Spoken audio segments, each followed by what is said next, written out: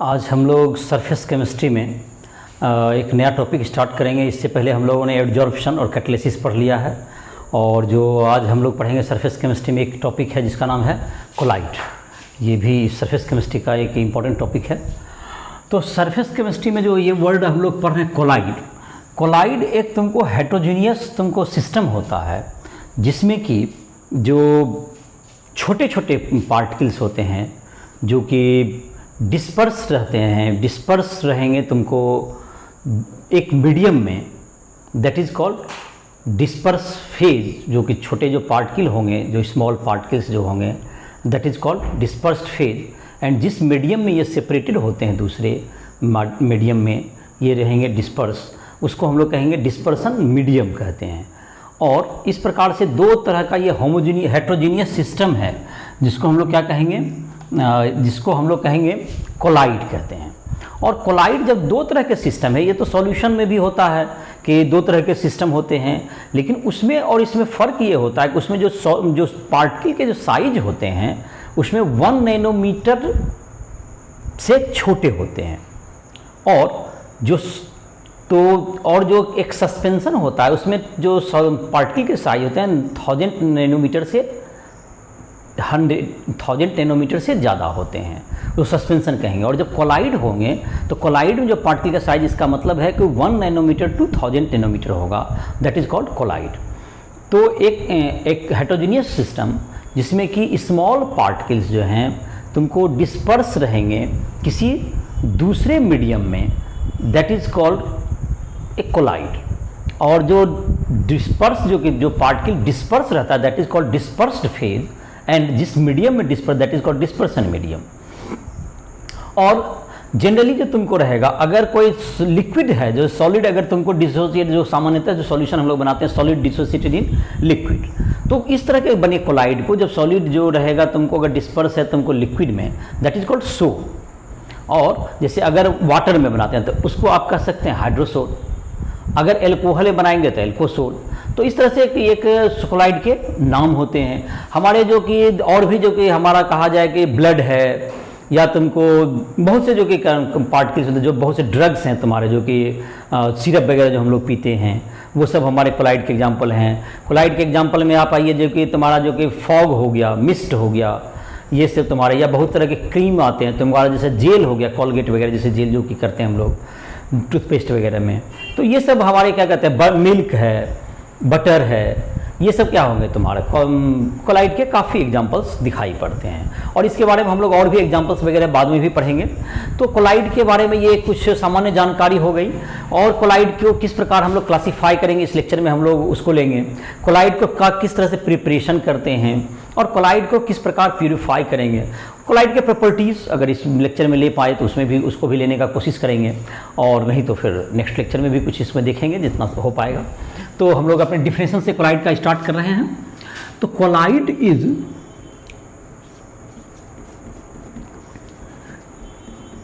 Is heterogeneous system, heterogeneous system in which small particles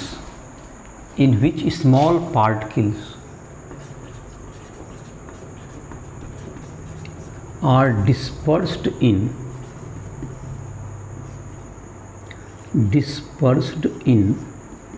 a medium,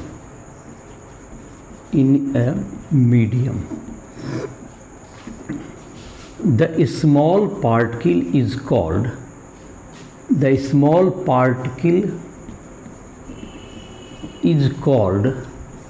इसको हम लोग कहेंगे dispersed phase,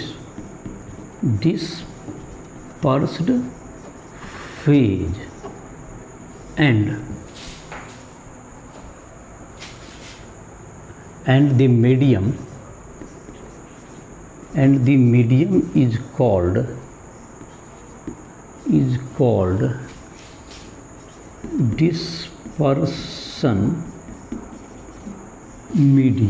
is called dispersion medium, इसको हम लोग डिस्पर्सन मीडियम कहेंगे। तो ये जो तुमको है डिस्पर्स फेज कहेंगे, और इसको डिस्पर्सन मीडियम कहेंगे। और इसके आधार पर जैसे कि हमने कहा, अब if solid is dispersed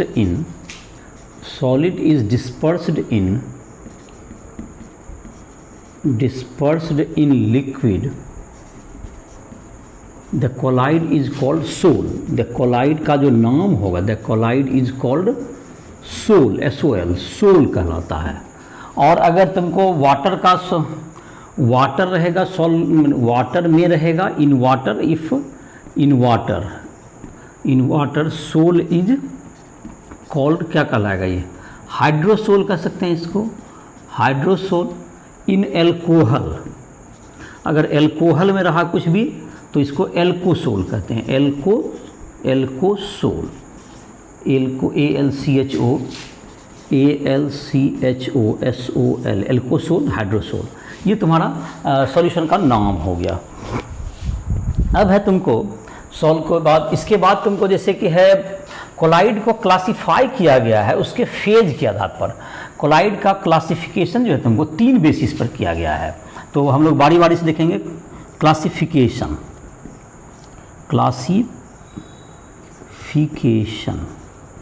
classification of colloid, तो इसमें बारी बारी से हम लोग 3 तरह से पढ़ेंगे। जैसे कि एक तो पहला है तुमको डिस्पर्स फेज के आधार, मतलब phase of physical state of disperse phase and dispersion medium.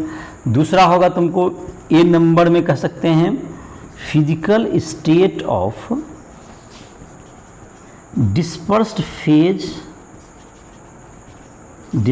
Phase and dispersion medium.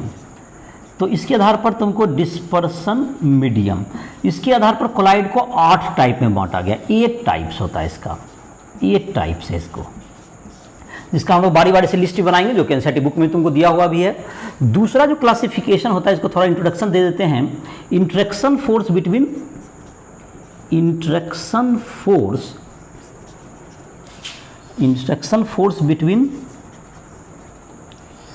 A dispersed phase and dispersion medium के बीच में, इसके आधार पर 2 पार्ट में बांटा गया है। एक हो गया तुमको लियोफिलिक, जिसका बारी बारी से हम लोग स्टडी करेंगे, लियोफिलिक। दूसरा होता है लियोफोबिक, ये नाम देख ली दोनों। उसके बाद है तुमको तीसरा जो क्लासिफिकेशन का टाइप है, तीसरा जो कि हम लोग C नंबर कह सकते हैं, 3rd नंबर ABC, तो A, B और ये C हो गया। तो तीसरा जो तुमको है टाइप ऑफ पार्टिकल्स के साइज के आधार पर, पार्टिकल के आधार पर। तो ये जो पार्टिकल के आधार पर होगा तुमको, ये हो गया मल्टीमोलिकुलर होता है एक, मल्टीमोलिकुलर। दूसरा है तुमको मैक्रोमोलिकुलर, एक ही मॉलिक्यूल बहुत बड़ा साइज का होगा, मैक्रोमोलिकुलर। तीसरा होता है तुमको एसोसिएटेड कोलाइड और मिसेल्स। ये 3 टाइप, ये तुमको क्लासिफिकेशन के टाइप हो गए। और ये तुमको जहाँ तक कि कोलाइड पार्टिकल का साइज होगा, साइज ऑफ कोलाइड पार्टिकल हो गया 1 nanometre to 1000 nanometre. Size of colloid particle मैं यहाँ लिख देता हूँ, मेंशन करता हूँ, size of colloid particle 1 nanometre to 1000 nanometre. Less than 1 nanometre true solution, less than 1 nanometre true solution, less than 1 nanometre, ये इसको क्या कहेंगे हम लोग, ये ट्रू सॉल्यूशन कहलाता है, ये true solution. Greater than 1000 nanometre, greater than 1000 nanometre suspension, इसको क्या कहेंगे हम लोग, सस्पेंशन। तो ये तुम्हारा हो गया कि अगर तुमको जो सिस्टम बनाए, एक जो स्मॉल पार्टिकल दूसरे मीडियम में हेटेरोजेनियस सिस्टम होता है, जिसमें कि है एक पार्टिकल दूसरे में डिजॉल्व रहेगा, तो इस तरह का जो सिस्टम बनाएगा उसे हम लोग क्या कहेंगे, उसे हम लोग कोलाइड कहेंगे। और कोलाइड का तुमको जो साइज कोलाइड पार्टिकल का 1 नैनोमीटर टू 1000 नैनोमीटर होंगे। और ये जो तुमको होगा, अगर वो उसमें सोल देगा, अगर सॉलिड लिक्विड में रहता है उसको सोल कहते हैं हम लोग, जिसको 8 टाइप में बांटेंगे उसमें भी ये टाइप आएगा। और सॉल्यूट अगर वाटर में बना तो हाइड्रोसोल, अल्कोहल में बना तो एल्कोसोल। और इस तरह से इसका जो है तुमको क्लासिफिकेशन इसमें जो है फिजिकल स्टेट के आधार पर करेंगे पहले, फिर तुमको इंट्रैक्शन फोर्सेज के आधार पर, और फिर ये तुमको टाइप्स ऑफ पार्टिकल्स के आधार पर और नेचर ऑफ पार्टिकल्स, इसके आधार पर हम लोग इसका क्लासिफिकेशन अभी करेंगे। तो अभी हम लोग स्टार्ट करते हैं पहले 8 जो तुमको जो कि 8 उसमें 8 में जो तुमको बताए उसमें जो है तुमको गैस गैस नहीं होता, जैसे solid in liquid, solid in solid, solid in gas, gas में होगा, लिक्विड इन गैस, ये सारे होंगे। बट एक जो तुमको फिजिकल स्टेट में नहीं पाया जाता, 8 ही पाया जाता है, बिकॉज गैस का कोई गैस में इंटरफेस नहीं होता, क्योंकि डिफ्यूज करके कोई लेयर नहीं बनाता है, तो उसका लेयर नहीं बनता है, तो क्या होगा तुम्हारा गैस का गैस में क्या होगा, तुमको कोई इंटरफेस नहीं बनेगा। तो इसलिए फिजिकल स्टेट के आधार पर कितने पार्ट में बांट रहे हैं उसको हम लोग 8 पार्ट में बांटेंगे। तो पहला हम लोग लेते हैं ए नंबर में, देख लेते हैं उसका टेबल तैयार कर लेते हैं। Classification on the basis of, classification on the basis of dispersed phase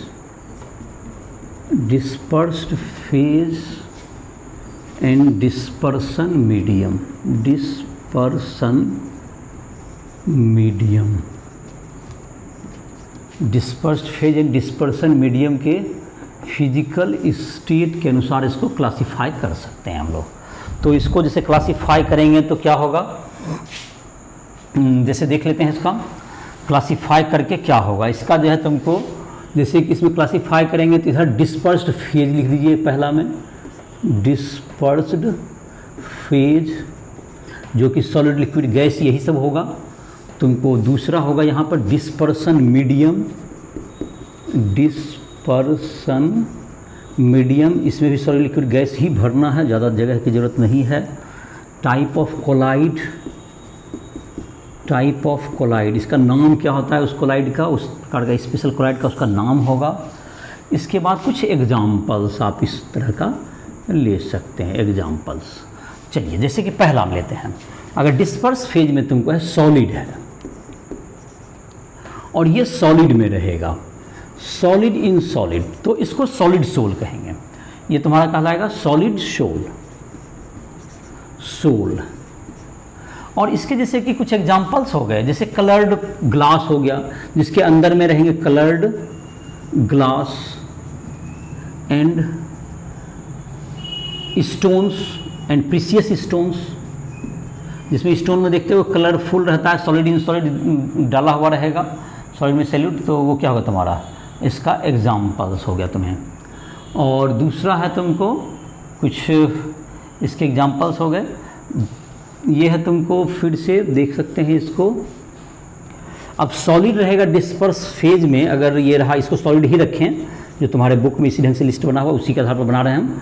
ये तुमको सॉलिड इन लिक्विड रहेगा, अगर ये लिक्विड में रहा तो अभी जैसे बता रहे थे सोल, जो कि हाइड्रोसोल वगैरह बता रहे थे, ये सोल बनेगा। सॉलिड रहेगा कम मात्रा में, और रहेगा जैसे पेंट वगैरह है, कुछ क्रीम्स होता है, सॉलिड रहता है कम, पेंट, क्रीम, और क्रीम में तो वाइल वगैरह भी रहता है, तो इस तरह का क्रीम या तुमको इस तरह का कह सकते हैं। कम मात्रा में जब रहेगा, लिक्विड ज़्यादा रहे, तो ये तुम्हारा ये सब एग्जाम्पल हो सकता है। और जैसे कि सॉलिड तुम्हारा हो गया कुछ क्रीम में, तो जैसे कि सॉलिड रहा अगर गैस में, ये गैस में कहेंगे, तो इसको हम लोग एरोसोल कहते हैं, इसको हम लोग एरोसोल कहते हैं। सॉलिड रहेगा गैस में, तो जैसे कि तुमको डस्ट पार्टिकल वगैरह रहता है, डस्ट,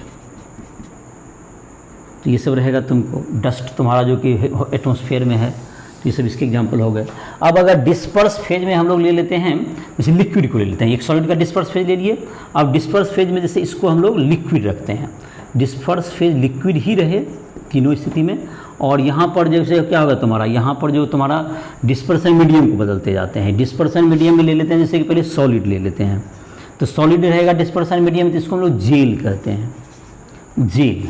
जैसे तुम्हारा क्या हो गया, टूथपेस्ट वगैरह हो गया, टूथपेस्ट, कोई भी क्रीम जैसे अथी तुम्हारा होता है, जो कि लेप वगैरह जो यूज़ करते हैं हम लोग मेडिसिन के रूप में, जो दवा के रूप में जो लेप चढ़ाते हैं कहीं पर, तो वो सब हो गया तुम्हारा। ये सब चाहे हलवा हो गया, ये सब क्या रहता है, तो ये सब तुम्हारा हो गया। इसमें आ गया लिक्विड इन लिक्विड, लिक्विड यहाँ पे ये रहा और इन लिक्विड ये रहा, यहाँ पर भी लिक्विड लिक्विड, तो इसको हम लोग कहते हैं, इस तरह को इमल्सन कहते हैं हम लोग। लिक्विड इन लिक्विड रहेगा तो इसका नाम हो गया इमल्सन, नाम याद कर सकते हो इसको, इमल्सन। जैसे इमल्सन में हो गया लिक्विड इन लिक्विड में क्या बन गया तुम्हारा, मिल्क हो गया। जैसे लिक्विड इन लिक्विड में मिल्क है, मतलब मिल्क हो गया। और बटर वगैरह भी कह सकते हो इसको, बटर, ये सब तुम्हारा इसमें आ गया। अब तुम्हारा जिसका दूसरा है तुमको इमल्सन का हो गया। अब तीसरा तुमको कह सकते हो इसमें जब गैस रहेगा, लिक्विड इन गैस, तो गैस रहेगा तो इसका नाम एरोसोल हो जाता है। दोनों स्थिति में एरोसोल हो गया। तो एरोसोल तुमको जब रहेगा तो एरोसोल जैसे कि लिक्विड रहता है तुमको जो कि कुहासा वगैरह होता है, फॉग, मिस्ट, और जैसे कि तुमको चाहे छिड़काव करते हैं हम लोग कीटाणुनाशक, जो कि इंसेक्टिसाइड्स वगैरह जो छिड़काव करते हैं, वो सब भी तुम्हारा इसमें आ जाता है। तो ये सब इसके एग्जाम्पल्स में हो गए। अब तुमको गैस में दो है, अगर गैस रहा यहाँ पर, ये लिक्विड के बजाय क्या होगा तुम्हारा, यहाँ पर ये गैस रहेगा, डिस्पर्स फेज में गैस रहा।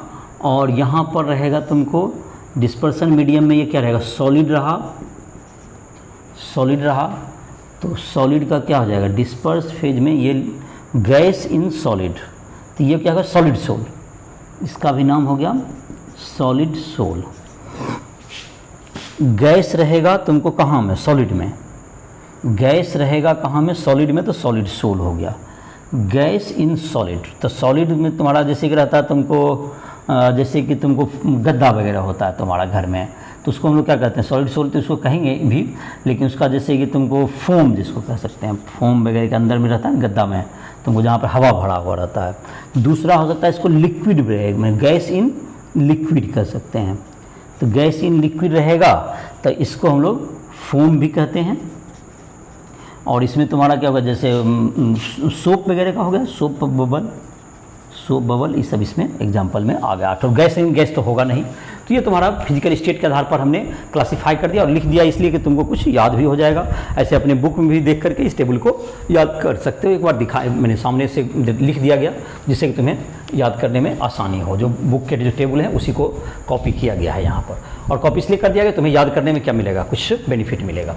दूसरा जो क्लासिफिकेशन का तरीका था तुम्हारा on the interaction force between तुमको, तो उसमें जो कि अभी तुमने देखा कि अभी जो याद करेगा, टेबल याद करोगे, जब सॉलिड रहता है तुमको डिस्पर्सन मीडियम में तो उसका सॉलिड सोल नाम होता है, और सॉलिड सोल दिया गया है। सॉलिड अगर डिस्पर्सन मीडियम में है तो उसका नाम सॉलिड सोल, सॉलिड में सॉलिड सोल, सॉलिड। और लेकिन सॉलिड रहता है जब डिस्पर्स में लिक्विड में, तो उसमें एक नाम तुमको दो जगह पर, सॉलिड में सॉलिड सोल, सॉलिड जो गैस इन सॉलिड होगा तो भी उसका gas in solid, that is solid sol. But अगर सॉलिड रहा, अगर लिक्विड रहा तो उसमें नाम उसका चेंज हो जाता है। सॉलिड अगर लिक्विड इन सॉलिड रहेगा, लिक्विड कम मात्रा में है, सॉलिड ज़्यादा मात्रा में, तो उसका नाम जेल हो जाता है, जो कि जेल वगैरह देखते हुए नाम कॉमन नेम है। तो दूसरा तुमको था classification on the basis of interaction force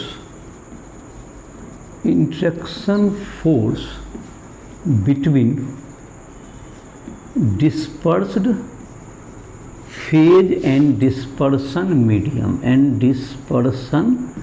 medium, इसके आधार पर क्या होगा, dispersed phase and dispersion medium के आधार पर क्या होगा। तो इसके आधार पर तुमको कोलाइड को हम लोग दो पार्ट में बांट सकते हैं। तो इसमें पहला होता है लियोफिलिक।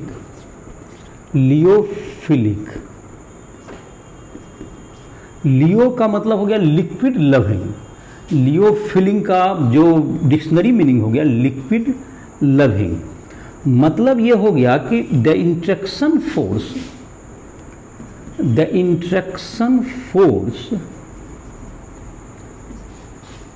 इज स्ट्रॉन्ग, दोनों के बीच में इंटरेक्शन फोर्स स्ट्रॉन्ग होता है। तो इसको क्या कर सकते हैं, जब स्ट्रॉन्ग होगा इंट्रैक्शन फोर्स तो इसको हम लोग क्या कर सकते हैं, एक बार जैसे अगर किसी ढंग से इसको तोड़ भी दिया गया, फिर से उसमें अगर डिस्पर्सन मीडियम में डालेंगे फिर से बन जाएगा, तो इसको हम लोग रिवर्सिबल सोल भी कहते हैं। इसको बार में एक बार तोड़ के फिर से भी इसको बना सकते हैं, तो ये तुम्हारा क्या होगा, रिवर्सिबल सोल भी कहेगा। इसका जैसे कुछ एग्जाम्पल्स हो गया, इसका जैसे एग्जाम्पल होता है कि इसमें दोनों के बीच का इंट्रैक्शन फोर्स स्ट्रॉन्ग होगा जिससे कि ये स्टेबल होता है, ये स्टेबल कोलाइड होगा, इंट्रैक्शन फोर्स अधिक है इसलिए ये क्या होगा, स्टेबल कोलाइड होगा, स्टेबल कोलाइड। और ये रिवर्सिबल होगा, बार बार भी बना सकते हैं आप। तो ये तुम्हारा ये सब के पॉइंट्स हो गए। ज़्यादा लिक्विड लविंग तो मतलब ये होगा तो इंट्रैक्शन फोर्स इज स्ट्रॉन्ग, और इसको हम लोग कह सकते हैं ये स्टेबल होगा। एग्जाम्पल की बात करें, एग्जाम्पल तो इसका एग्जाम्पल क्या होगा तुमको, लियोफिलिक का एग्जाम्पल होता है तुमको gum, gelatin,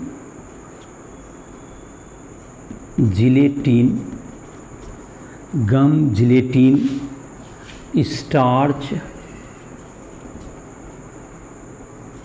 cellulose, etc, cellulose etc, ये होगा तुमको लियोफिलिक। दूसरा नंबर होता है लियोफोबिक, दूसरा नंबर हो गया लियोफोबिक।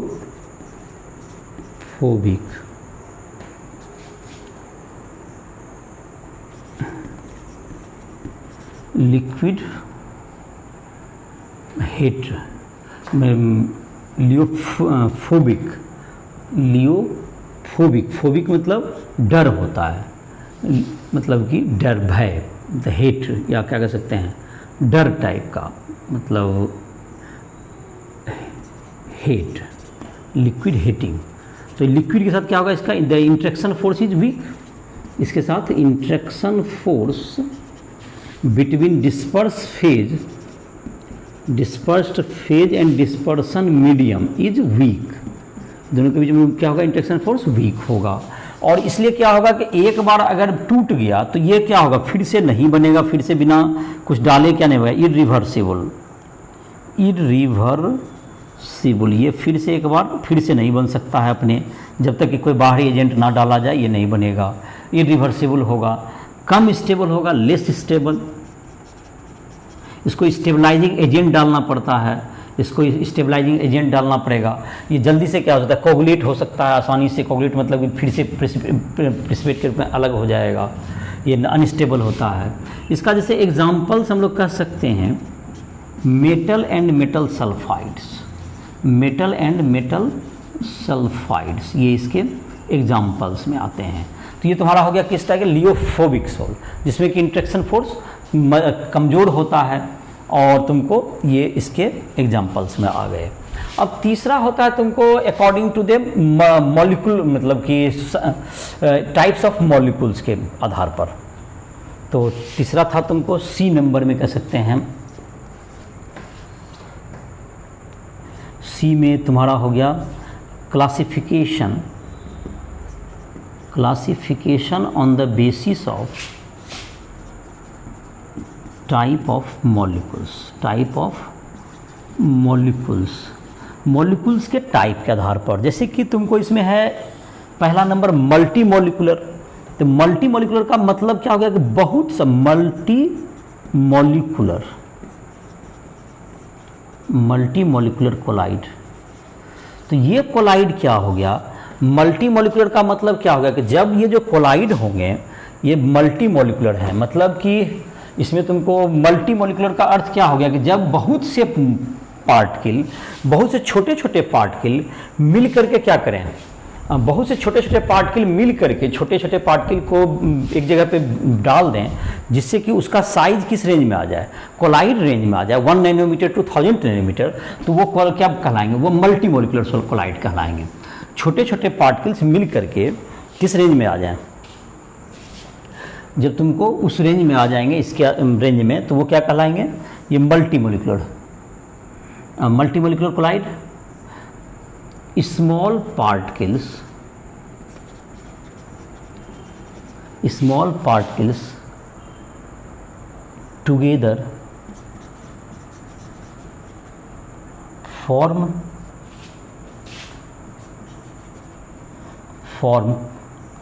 Collide called multimolecular colloid. इसमें जैसे कि मल्टीमोलिकुलर में आ गया, जैसे कि मेटल का तुम्हारा हो गया, जैसे कि गोल्ड हो गया, एग्जाम्पल जैसे हो गया तुमको गोल्ड सोल, गोल्ड का जैसे सोल बनाते हैं, सल्फर सोल, तो ये सब जो बनाते हैं तो इसमें बहुत से, जैसे कि इसमें हंड्रेड्स ऑफ पार्टिकल्स मिल करके, जैसे सल्फर का S8 मॉलिक्यूल होता है, S8 के हंड्रेड्स ऑफ मॉलिक्यूल्स जुड़ करके एक बड़े आकार में क्या करेंगे, कोलाइड के रेंज में आ जाएंगे उसका साइज, और इस प्रकार से क्या हो गया, ये तुमको मल्टी मॉलिकुलर कोलाइड का फॉर्मेशन करेंगे। दूसरा होता है तुमको मैक्रोमोलिकुलर, जो सेकेंड नंबर कोलाइड होगा तुम्हारा, वो उसको कहते हैं हम लोग मैक्रोमोलिकुलर। पहला हो गया मल्टी मॉलिकुलर, दूसरा हो गया मैक्रोमोलिकुलर। तो ये तुमको मिटा दे रहे हैं हम। तो मल्टीमोलिकुलर का क्या मतलब हुआ कि जब बहुत से पार्टिकल्स, जो छोटे छोटे पार्टिकल मिल करके, जबकि उसका साइज 1 नैनोमीटर से जुड़ करके 1 नैनोमीटर से 1000 नैनोमीटर के बीच में आ जाए उसका साइज, तो वो क्या कर देंगे, कोलाइड के रूप में आ जाएंगे। जैसे कि गोल्ड वगैरह एक छोटा पार्टिकल होता है, गोल्ड सोल, सल्फर सोल में, लेकिन उसका हंड्रेड्स ऑफ पार्टिकल्स मिल करके क्या कर लेते हैं, वो कोलाइड रेंज में आ जाएंगे। और इस प्रकार से एक पार्टिकल तो छोटा होता है, लेकिन टुगेदर जो है तुमको वो कोलाइड रेंज में आ जाते हैं। तो ये तुम्हारा हो गया। दूसरा है, तुमको कह रहे थे सेकेंड नंबर में तुमको मैक्रोमोलिकुलर, मैक्रो मतलब बड़ा होता है, मैक्रोमोलिकुलर, तो ये नाम से ही पता चल रहा है, macro means big molecule, like protein, cellulose,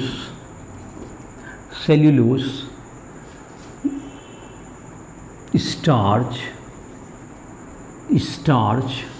और आर्टिफिशियल में जैसे है तुमको कह सकते हो, जो कि तुम्हारा होता है आर्टिफिशियल में, जैसे तुम्हारा है नायलॉन है तुम्हारा, पॉलीथीन, ये सब बड़े आकार के मॉलिक्यूल्स होते हैं, जो कि क्या होते हैं, इसके मॉलिक्यूलर वेट हाई होते हैं, खुद हाई मॉलिक्यूलर वेट। और ये क्या चीज़ कहते तुमने खुद, मतलब किसके होते हैं, ये हाई होंगे, एक ही मॉलिक्यूल उसके रेंज में, कोलाइड रेंज में आ जाएगा। तो ये किस तरह कहलाएंगे, ये मैक्रोमोलिकुलर हो गए। तीसरा टाइप का होता है तुमको कोलाइड, जिसको हम लोग कहते हैं, थर्ड टाइप का कोलाइड होता है, जिसको हम लोग कहते हैं एसोसिएटेड कोलाइड। इन सबों के नोट्स तुम चाहोगे तो राइस ट्यूटोरियल ऐप को प्ले स्टोर से डाउनलोड करके इसका नोट्स भी लिख सकते हो इन सबों का। और जो बोर्ड के लिए तुम इस प्रिपेयर कर रहे हो, अगर जेईई या तुमको नीट के लिए तैयारी कर रहे हो, तुमको इतना में ही जो पॉइंट्स जितने एनसीईआरटी बुक में लिखे हैं वो सारे लिख दिए गए हैं यहाँ पर, तो उसके लिए तुम्हें कोई अलग से नोट्स की ज़रूरत नहीं पड़ेगी। और जेईई में जो बोर्ड के प्रिपरेशन करते हो, उसे अगर लिखा हुआ लिटरेचर में चाहिए नोट, तो उसके राइस ट्यूटोरियल ऐप को प्ले स्टोर से डाउनलोड करके उसमें जो तुम जो है उसमें से नोट्स लिख सकते हो। तुमको बोर्ड के लिए उसमें नोट्स मिल जाएंगे, तुम्हें डिटेल नोट्स फिजिक्स केमिस्ट्री के मिल जाएंगे। और उस पर जो है तुमको ऑब्जेक्टिव सब्जेक्टिव क्वेश्चंस हो गए, जो न्यूमेरिकल्स हो गए तुम्हारा जो है, उसमें काफ़ी सॉल्यूशंस वगैरह होंगे, और तुम सारे वीडियो लेक्चर्स मिल जाएंगे फिजिक्स केमिस्ट्री सबके। और तुम चाहे तो फिजिक्स केमिस्ट्री मैथ के, तो तुम कोई भी उसके लिए राइस ट्यूटोरियल ऐप को अपने प्रिपरेशन के लिए यूज़ कर सकते हो ऐप को। और तुम्हारा जो है ये जो तुम्हारा तीसरा मैंने कहा अभी तुम्हारा है, तीसरा जो तुम्हारा है एसोसिएटेड कोलाइड्स, इसको मिसेल भी कहते हैं। इसमें तुमको होता है in low concentration acts as electrolyte but high concentration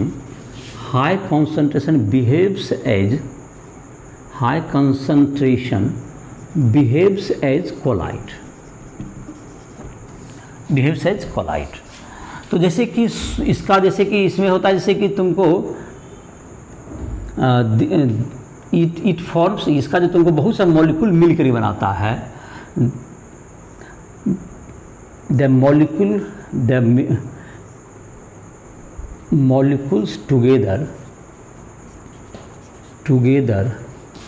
form micelles।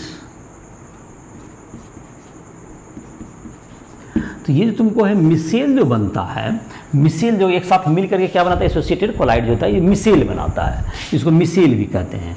तो मिसेल्स में तुमको क्या होता है, एक the micelles form above a certain temperature, or above a certain temperature called Kraft temperature, called Kraft temperature, called Kraft temperature. The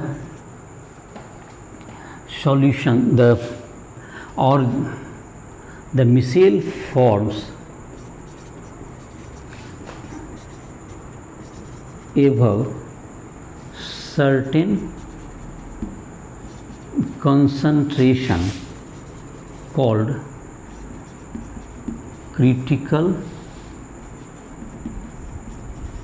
micelles concentration, और इसका तुमको critical micelle concentration CMC, critical micelle concentration एक concentration से above ही होगा या एक temperature certain temperature से एभव ही मिसेल का निर्माण होता है, that is called Krafft temperature, जिस टेम्परेचर के एभव होगा। और अगर जो कि मिसेल का तुमको जो क्रिटिकल कम से कम कॉन्सेंट्रेशन जितना होगा उसको हम लोग कहेंगे क्रिटिकल मिसेल कंसंट्रेशन कहेंगे उसे। इसके अलावा जो तुमको है इसमें जो तुमको इसमें दो पार्ट होते हैं, लियोफिलिक और लियोफोबिक, दो पार्ट होते हैं। जैसे कि तुमको द एसोसिएटेड कोलाइड पार्ट के लिए, एसोसिएटेड कोलाइड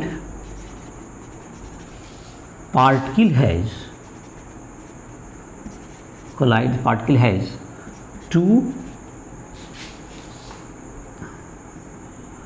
parts, लियोफिलिक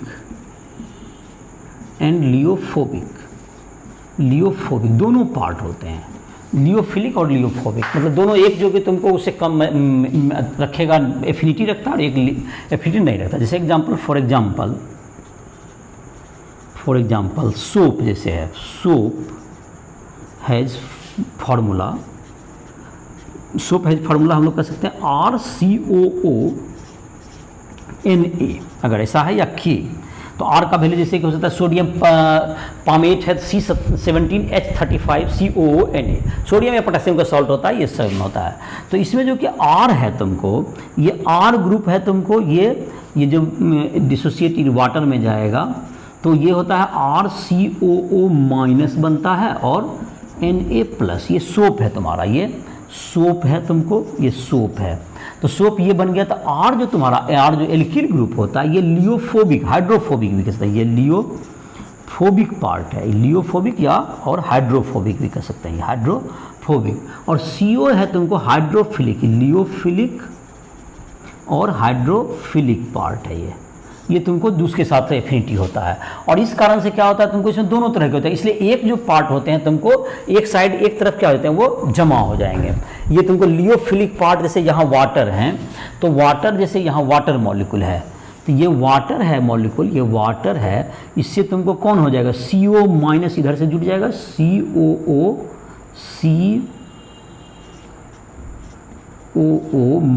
इधर से जुट जाएगा। और R जो तुम्हारा है ये इससे, ये किससे जुटता है, ये ऑयल से जुटता है, ये ऑयल से जुटेगा साबुन में, ये वाटर से जुटेगा। और इसी तरह से क्या होगा, सब एक साथ जुट जाएगा, क्योंकि ये इसको सब निगेटिव पार्ट इधर से जुटते जाएगा। ये तुमको CO- इस साइड से COO-, ये COO- जुटते जाएगा इस ढंग से। तो इस ढंग से क्या बनाएगा, ये मिसेल का फॉर्मेशन करेगा। लेकिन कॉन्सेंट्रेशन एक लेवल से ज़्यादा होना चाहिए, इसके लिए कॉन्सेंट्रेशन चाहिए 10⁻⁴ मोलरिटी टू 10⁻³ मोलरिटी होना चाहिए ये सोप एक्शन के लिए। तो ये तुम्हारा क्रिटिकल मिसेल कंसंट्रेशन इसका है सोप के लिए ये है।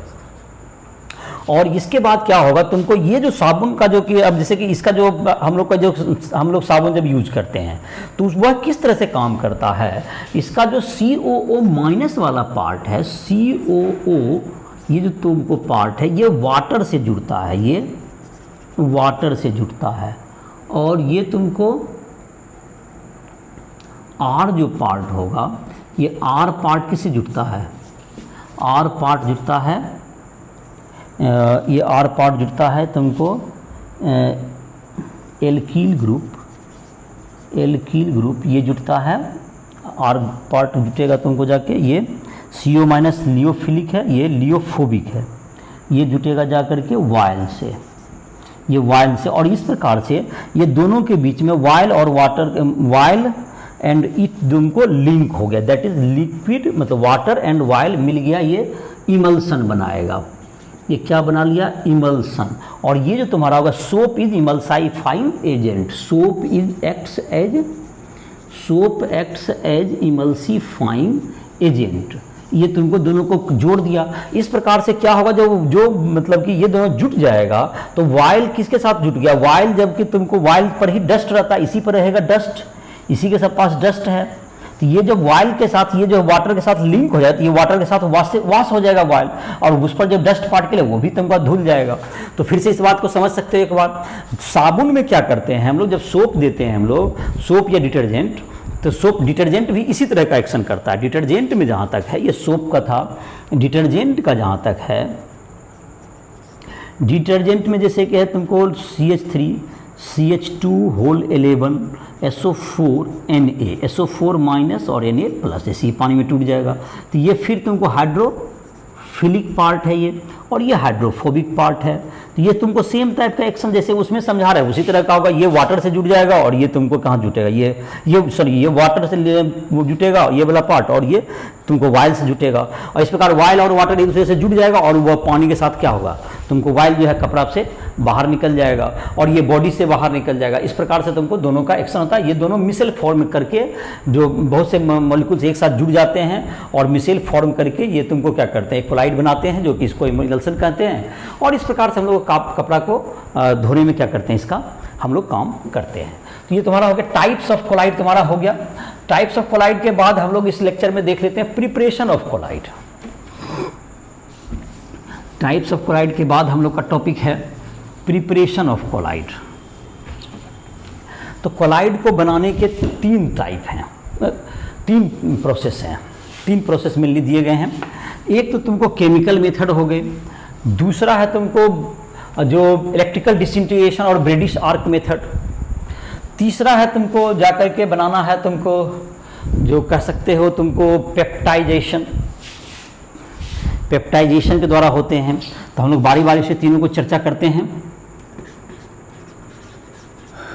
प्रिपरेशन ऑफ कोलाइड, हम लोग कोलाइड को कैसे बनाएंगे। तो कोलाइड को बनाने का जैसे मैंने अभी कहा, एक तो है तुम्हारा केमिकल मेथड है। फर्स्ट हो गया तुमको केमिकल मेथड। तो केमिकल मेथड में तो नाम से ही पता चल रहा होगा कि केमिकल रिएक्शन कराएंगे और उसमें जो पार्टिकल्स बनेंगे, जो प्रोडक्ट बनेंगे, वो अगर कोलाइड रेंज में आ गए तो ये क्या होंगे, ये कोलाइड का प्रिपरेशन हो गया। तो इसमें जो रिएक्शंस हैं तुम्हारे बुक्स में गिवन है, उसको मैं नोट डाउन कर देता हूँ।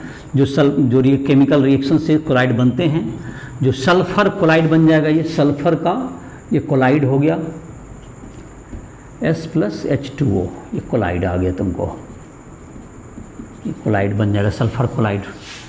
H2S + SO2 से S+H2O, सल्फर कोलाइड का फॉर्मेशन हो जाएगा।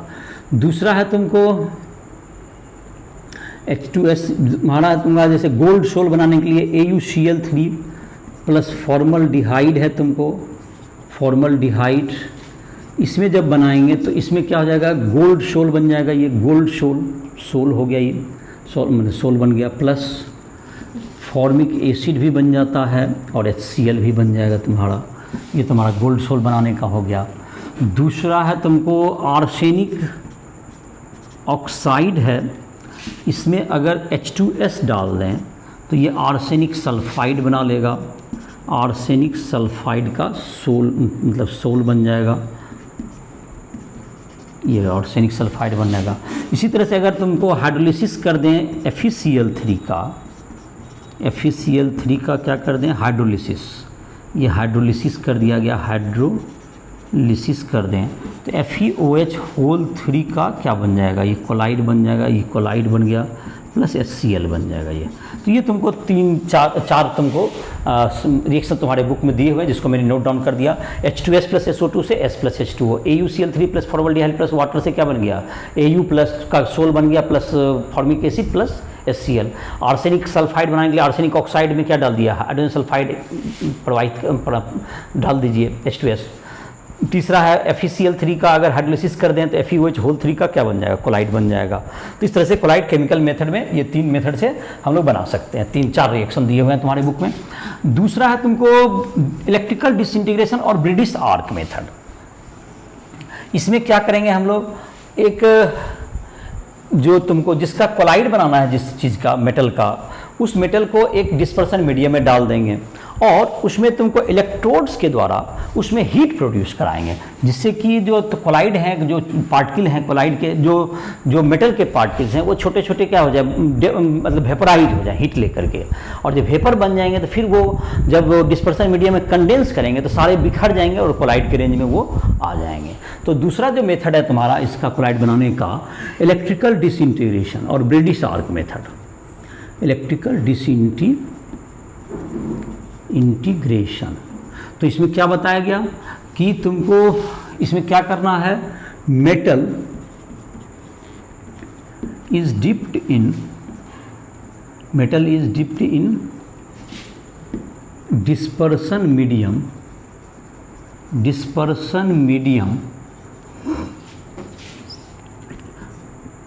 heated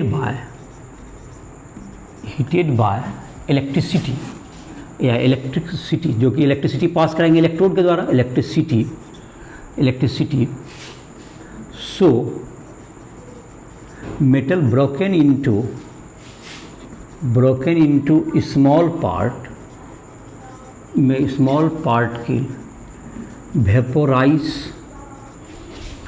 and condense in dispersion medium में कंडेंस हो जाएगा टू फॉर्म कोलाइड। क्या समझ में आया कि जब हम लोग क्या करेंगे, एक मेटल है, मेटल को डिस्पर्सन मीडियम में डाल दिए और इलेक्ट्रोड के द्वारा उसमें हीट प्रोड्यूस कराएंगे, तो जो मेटल है वह क्या होगा, छोटे छोटे पार्ट में टूट करके वेपराइज होगा। वेपर जब बन गया तो वेपर उसी डिस्पर्सन मीडियम में कंडेंस होकर क्या बन जाएगा, सब जगह फैल जाएगा और निकल। तो जैसे कि तुमको इसमें मेटल के जो सॉल्ट जैसे गोल्ड सोल्ट ये सब प्रिपेयर किए जाते हैं इससे, एग्जाम्पल के रूप में जैसे क्या होगा तुम्हारा गोल्ड सोल वगैरह इससे हम लोग बनाते हैं, सिल्वर सोल, प्लेटिनम, इन सबों के सोल हम लोग बनाते हैं। तीसरा तरीका है तुमको जिसको पेप्टाइजेशन कहते हैं। पेप्टाइजेशन में क्या होगा, तुमको एक पेप्टाइजिंग एजेंट होता है कि इलेक्ट्रोलाइट में प्रिसिपिटेट को जो है, प्रिसिपिटेट जो तुम्हारा होगा, precipitate is second in dispersion medium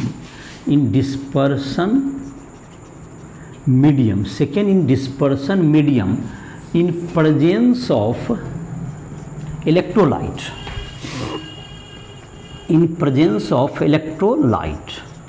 to form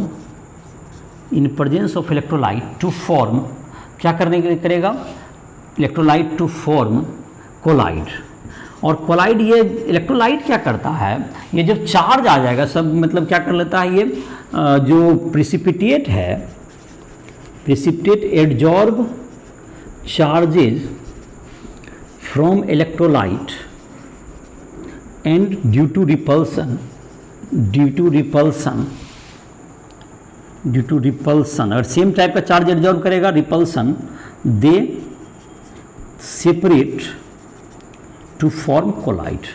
तो इस प्रोसेस को समझो, जैसे कि कोलाइड क्या करेगा, जब एक प्रिसिपिटेट बना हुआ है उसको किसी मतलब कि एक इलेक्ट्रोलाइट उसमें डाल दिए और उसके साथ मिक्स कर देंगे जब हम, तो कोलाइड क्या करेगा, वो जो प्रिसिपिटेट है, जो इलेक्ट्रोलाइट का मानते हैं एक जो पर्टिकुलर, जो इसका नेचर के आधार पर इलेक्ट्रोलाइट के एक पर्टिकुलर आयन को क्या कर लेगा, वो एब्जॉर्ब कर लेगा, वो उस पर जब कैप्चर कर लेगा तो वो एब्जॉर्ब जब करेगा आयन को, तो वो क्या होगा कि वह आयन फिर एक दूसरे सब सेम टाइप का चार्ज आ जाएगा सब पर, निगेटिव या पॉजिटिव, तो वह सब एक दूसरे को फिर रिपेल करेंगे और इस प्रकार से सब पार्टिकल टूट करके सब उस मीडियम में फैल जाएगा। और इस प्रकार से क्या रहेगा, और चूंकि सेम पार्ट टाइप का चार्ज आएगा तो कभी वो एक टुगेदर भी नहीं आएगा और सब सेपरेट होगा, और इस प्रकार से पेप्टाइजेशन के द्वारा तुमको ये फॉर्म हो जाएगा। और electrolyte is called peptising agent, electrolyte is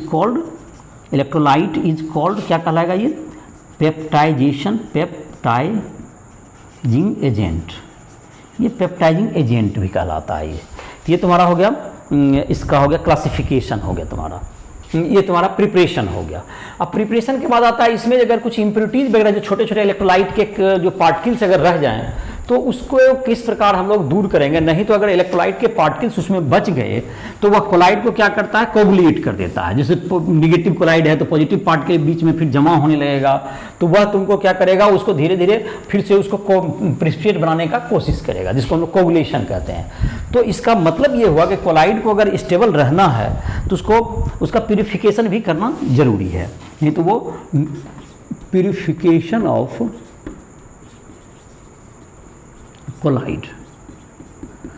तो प्यूरिफिकेशन के जो कोलाइड का करना है तो इसके लिए हम लोग डायलिसिस कर सकते हैं। डायलिसिस, तो डायलिसिस तुमको जब करते हैं तो डायलाइजर के उपस्थिति में करेंगे।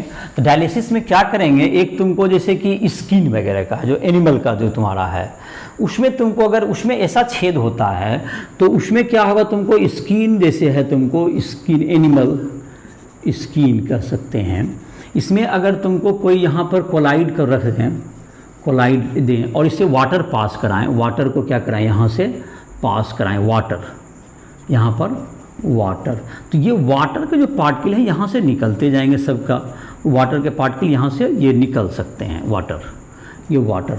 और वाटर के साथ जो है small particles of colloid, water plus small electrolyte particle, ये स्मॉल इलेक्ट्रोलाइट इससे बाहर निकल सकते हैं, बट कोलाइड को इससे बाहर नहीं निकल पाएगा। तो कोलाइड यहीं रह जाएगा और स्मॉल पार्टिकल जो वाटर इसमें फ्लो करता है, वाटर के साथ क्या हो जाएगा, ये स्मॉल पार्टिकल बाहर आ जाएगा, small electrolyte particle, small electrolyte particle moves out, ये बाहर आ जाएगा इसके साथ। और इस प्रकार के प्रोसेस को हम लोग क्या कहेंगे, डायलिसिस कहेंगे।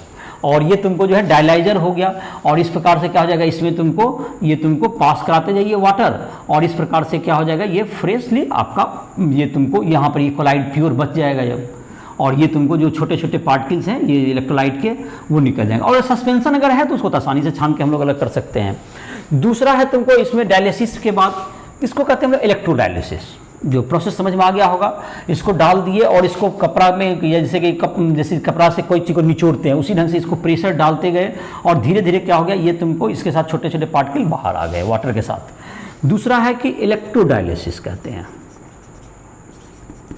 तो ये जो डायलिसिस का जो प्रक्रिया अभी बताया गया, इसमें क्या होता है, ये बहुत स्लो होता है, dialysis is very slow, dialysis is slow,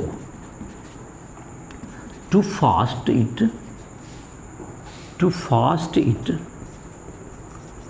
electrodialysis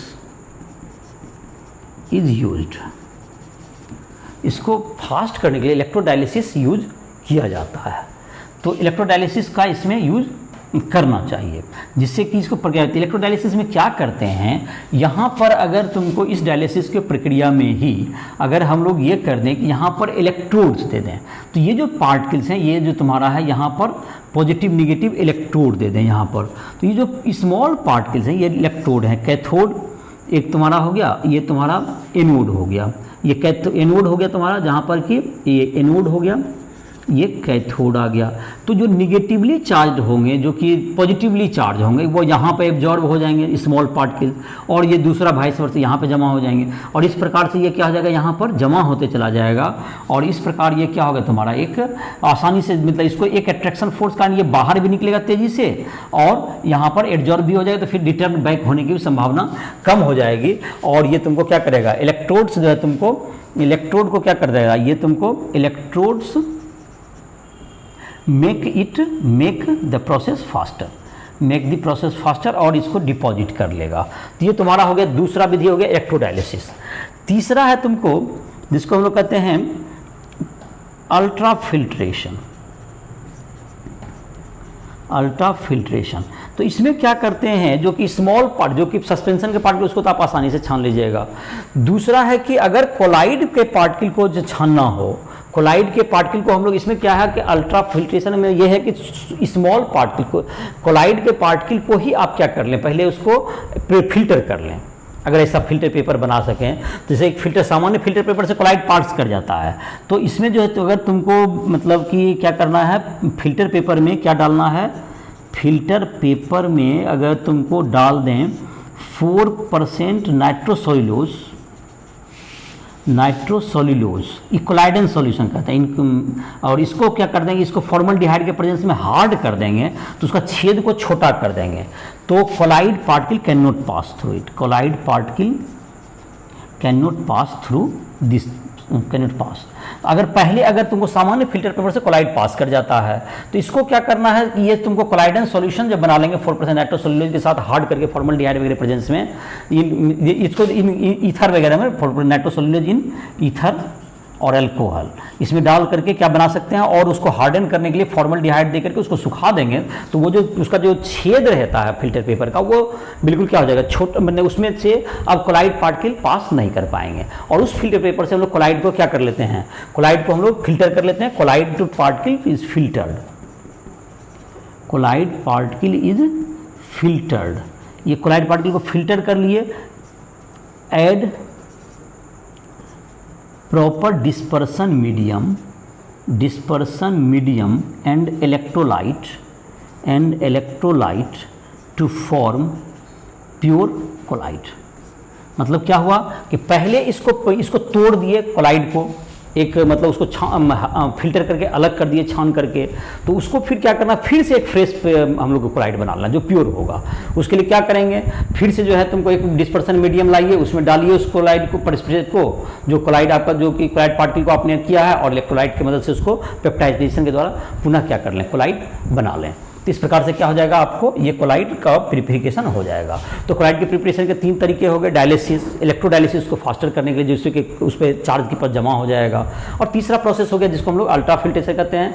तो वो फिल्टर पेपर में, सामान्य फिल्टर पेपर में कोलाइड के पार्टिकल पास कर जाएंगे जो कि 1 नैनोमीटर टू 1000 नैनोमीटर, तो उसके छेद को छोटा करेंगे। 4% नाइट्रोसोल्यूलोज का सॉल्यूशन डालना है अल्कोहल या ईथर में, उसको गर्म, उसको मतलब क्या करना है, उसको सुखा लेना है और उसको हार्डन होने के लिए फॉर्मल्डिहाइड उसमें डालना है, और धीरे धीरे 2-3 घंटा सुखा लीजिए। और उस फिल्टर पेपर से छानने के बाद फिल्टर पेपर में तुमको क्या हो जाएगा, कोलाइड के पार्टिकल्स पास नहीं कर पाएंगे, वो उसमें जमा हो जाएंगे, उसको कलेक्ट कर लेंगे और उसको डिस्पर्सन मीडियम फ्रेश में डाल करके उसको पुनः क्या कर लेंगे, इलेक्ट्रोलाइट की हेल्प से पेप्टाइजेशन के द्वारा एक फ्रेश कोलाइड और प्योर कोलाइड, प्यूरिफाइड किया हुआ कोलाइड आपको प्राप्त हो जाएगा। तो इस प्रकार से ये कोलाइड को प्रिपरेशन के तरीके हुए। इस लेक्चर में हम लोगों ने पढ़ा कि कोलाइड क्या है। उसका कोलाइड एक पार्टिकल होता है जिसमें उसके जो पार्टिकल के साइज हैं 1 नैनोमीटर टू 1000 नैनोमीटर होते हैं। कोलाइड को कितने प्रकार से क्लासीफाई किया गया, 3 प्रकार से क्लासीफाई किया गया है।